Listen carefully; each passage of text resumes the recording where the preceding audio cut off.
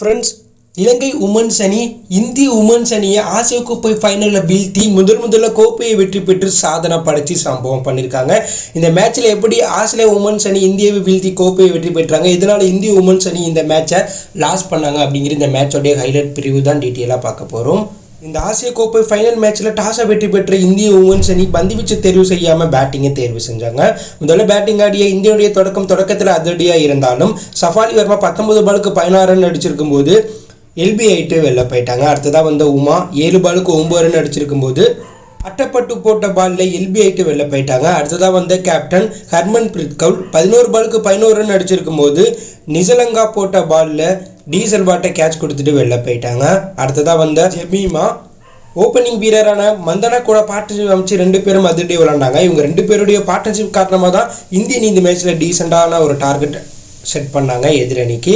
இந்த மேட்ச்சில் அதிரடியாக விளாண்ட மீமா 16 பாலுக்கு 29 ரன், 1 6 3 பவுண்டரி அடிச்சிருக்கும் போது ரன் அவுட் ஆகிட்டு வெளில போயிட்டாங்க. அதிரடியாக விளாண்ட ஸ்மிருதி மந்தனா 47 பாலுக்கு 60 ரன், 10 பவுண்டரி 127 கிட்ட சேர்க்கிட்டு இருக்கும்போது அவுட் ஆயிட்டாங்க. அதற்கப்புறம் உள்ள வந்த ரிச்சா கோஸ் 14 பாலுக்கு 30 ரன் அடித்து கேமியோனாக் விளையாட இந்திய உமன்ஸ் அணி 20 ஓவர் முடிவில் 6 விக்கெட்டில் பிறகு 165ன்னு ஒரு டீசெண்டான டார்கெட்டாக எதிரணிக்கு செட் பண்ணாங்க.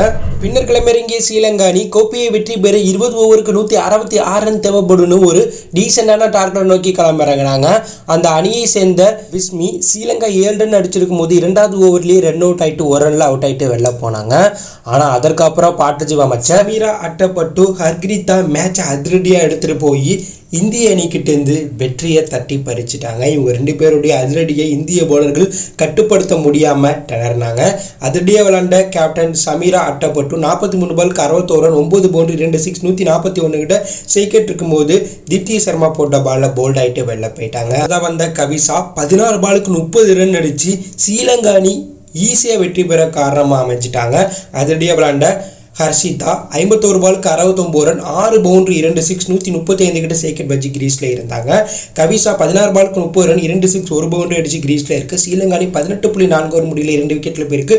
167 ரன் அடித்து 8 விக்கெட் வித்தியாசத்தில் ஆசிய கோப்பை ஃபைனல் மேட்ச்சில் முதல்ல ஜெயிச்சு சரித்திர சாதனை படைச்சிருக்காங்க. இலங்கை அணி இந்த மேட்ச்சில் அதிரடியாக விளாண்ட ஹர்ஷிதா பந்துவீச்சு பேட்டிங்கில் சிறப்பாக செயல்பட்டதுனால இந்த ஃபைனலுடைய man of the match award அவங்களுக்கு கொடுத்தாங்க.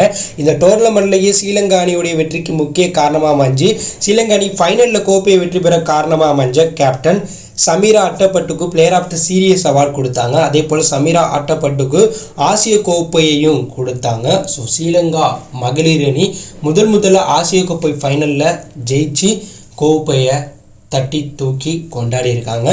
இந்திய மகளிர் அணி ஜெயிக்க வேண்டிய மேட்சை லாஸ் பண்ணிட்டாங்க. ஏன்னா இந்த மேட்சில் இந்திய மகளிர் அணி தோக்க அதனுடைய மோசமான செயல்பாடு காரணம். ஏன்னா டாஸை வெற்றி பெற்று பந்துவீச்சு தேர்வு செஞ்சுருக்கணும். ஃபீல்டிங்கில் கேப்டனே ஒரு முக்கியமான கேட்சை தவற விட்டது இந்திய அணி ஃபைனலில் தோக்க முக்கிய காரணமாக அமைச்சிருக்கு. மேலும் இந்தியனுடைய பந்துவீச்சும் ஃபைனலில் மோசமாக இருந்துச்சு. ஸோ ஸ்ரீலங்கா அணி முதல்ல ஆசிய கோப்பையை இந்தியாவை வீழ்த்தி ஜெயிச்சிருக்காங்க. ஸோ இதை பற்றி என்ன நினைக்கிறீங்க அப்படிங்கிற கருத்தை கமெண்ட்ல லீவ் பண்ணுங்கள். இந்த பிடித்திருந்தால் லைக் பண்ணுங்கள், ஷேர் பண்ணுங்கள், கமெண்ட் பண்ணுங்கள். மறக்காம நம்ம சேனலை சப்ஸ்கிரைப் பண்ணி ஃபாலோ பண்ணுங்கள். தேங்க்யூ ஃபார் வாட்சிங்.